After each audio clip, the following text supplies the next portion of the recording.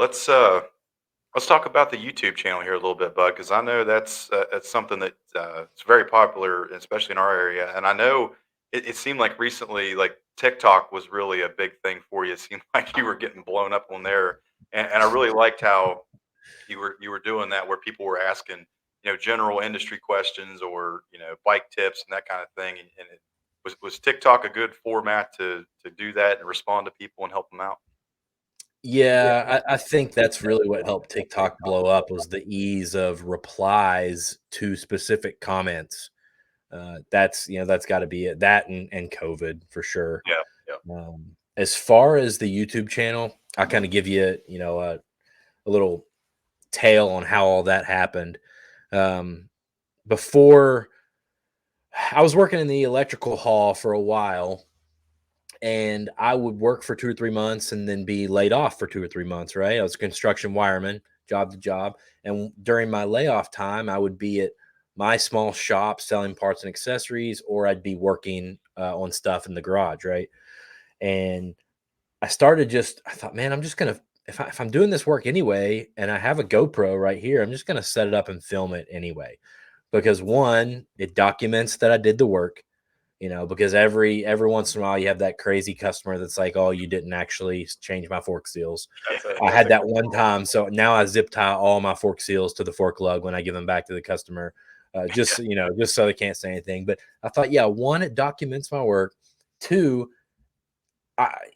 when I started that, it was kind of like four strokes still confused a lot of people. And I thought, man, if this helps somebody, if they forget where a part goes, I've been helped by these a lot. Let's just go ahead and film it and throw it up.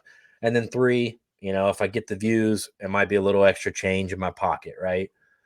And I started putting those up and people started watching them. I have no idea why. I think the first video on my channel was like changing the coolant on a YZ85. I mean, literally, I was pouring some bottled water through the radiator, just flushing it and then putting coolant, random stuff.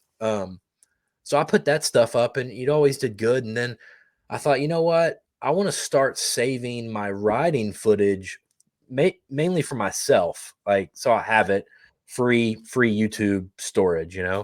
So I started putting that up and people started watching that too. And I'm like, okay, I'm not that fast, like weird, but yeah, I'm going to keep putting it up. Right. yeah. And, that YouTube grind, everybody likes that passive income for YouTube. And I did that for years and I watched the channel grow, but man, so slow, such a slow growth. And then COVID happened and TikTok happened. And for whatever reason, I don't know if I just got there early or I just had, just enough attitude or whatever. But right around COVID, my TikTok kind of blew up. I ran up from like 10,000 to 100,000 followers on there pretty quickly. Um, I think that game is over now. Yeah. Uh, and I still do the YouTube and I still do the TikTok, but it's like, I used to post like back in the heyday, I was posting like 7 TikToks a day on 2 or 3 different TikTok accounts. And now I post like one every couple days or something. It's just everything's changed with it. It's not what it used to be, but I still love the YouTube grind. I've really been working on X. I really like X because I'm like a reader. Like I prefer text. I know that's kind of weird, but everybody else seems to love Instagram, and I can't stand Instagram. Like I We're not love the to only one that read. prefers text to video and everything.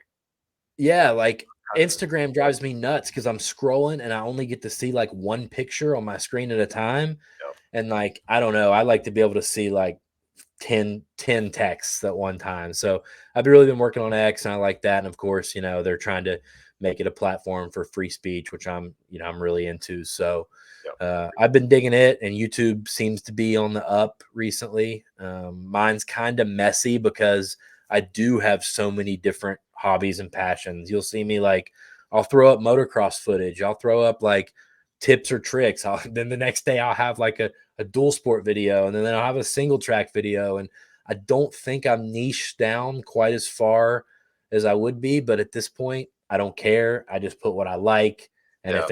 if they watch it, great. If they don't, Yeah, who See, cares? that's exactly how I do mine as well, and I'm just gonna put up what I like, and I really don't care that a dual sport ride video only gets a couple hundred views. Like that's what I like to do.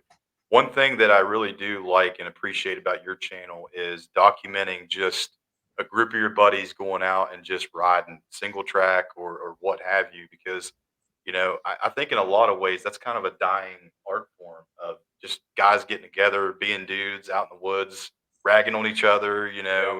"Hey, can you hit this line? Let me hit this line," that type of thing, and yeah, I also know that there's a lot of people that can't do that anymore, so they try to live vicariously through people like you that Yep. post that footage up. And some of those creek videos that you put up, man, that's some great looking riding, some awesome stuff down that way.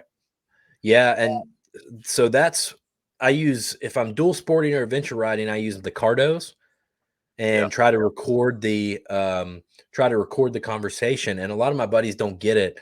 And I'm like, guys, the writing's cool, but the conversation, the camaraderie, the jokes, um, that really portrays the emotions and how you're feeling, what you're doing.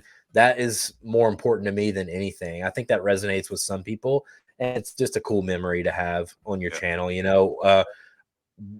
To bring up the versus, I have a series of versus videos from like Swiss and Laurel Creek and Panther Mountain, I think, where me and my buddy Mike, we went up there on the Africa Twin and the versus 650 on a day that it was way muddier, and we should have realized how muddy it was, and we damn near got stuck up there. yeah, It was muddy, and I was pushing the versus, and we're not sure if we're going to get that fat, tall Africa Twin back up yeah. out of that place. And I mean, a couple times we were almost to the point, I mean, grown men almost to the point of tears, trying to get these bikes out of there. And that's the kind of memories I just want to save. Oh yeah, that's great stuff.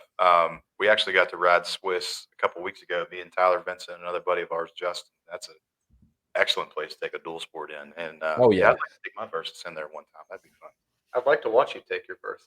Oh, you see me do Do it. it when it's dry. Yeah, we went through there, and it wasn't really muddy, but it was starting to get a little wet and up that way. But we were all on. I was on my 500 EXC, and Tyler was on his Beta and stuff. It was good riding up in that way though. Dude, we were going through there and there were some loggers and they just stopped and looked at us like we were aliens and like Yep. they were And like, they "What are sit you there driving guys around like, doing back "How'd you here on those get bikes today?" here?" Like nutty. So obviously, doing what you do,